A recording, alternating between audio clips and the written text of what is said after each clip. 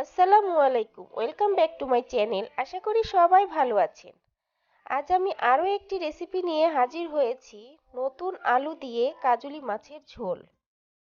এর জন্য একটি কড়াইয়ে নিয়ে নিব 1/4 কাপ পেঁয়াজ কুচি, 8-10টি কাঁচামরিচ ফালি, হাফ চামচ হলুদ গুঁড়া, মরিচ গুঁড়া, ধনিয়ার গুঁড়া, আদা রসুন বাটা, আর দিয়ে দিব স্বাদ মতো লবণ। লবণটা দিয়ে ভালোভাবে সবগুলো মশলা একসাথে মেখে নেব। এই কাজটি অবশ্যই হাত দিয়ে করার চেষ্টা করবেন। এরপর দিয়ে দিব কেটে রাখা নতুন আলু। আলুগুলো মশলার সাথে ভালোভাবে মেখে নেব।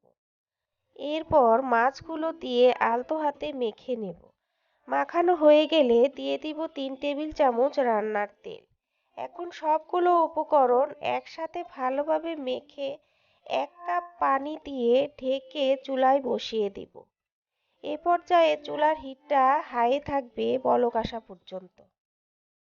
বলক চলে এসেছে, এখন সামান্য একটু নেড়ে আবারও ঢেকে দেব 5 থেকে 6 মিনিটের জন্য। ফিরে এলাম 6 মিনিট পর। দেখুন ঝোলটা শুকিয়ে গেছে। এখন এর উপরে সামান্য একটু ধনিয়া পাতা ছিটিয়ে দিব।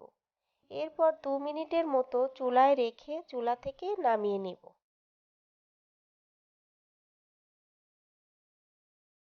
তৈরি হয়ে গেছে নতুন আলু দিয়ে কাজুলি মাছের ঝোল। রেসিপিটি কেমন লেগেছে? যদি ভালো লেগে থাকে তাহলে অবশ্যই একটি লাইক, কমেন্ট ও শেয়ার করে দিবেন। আল্লাহ হাফেজ।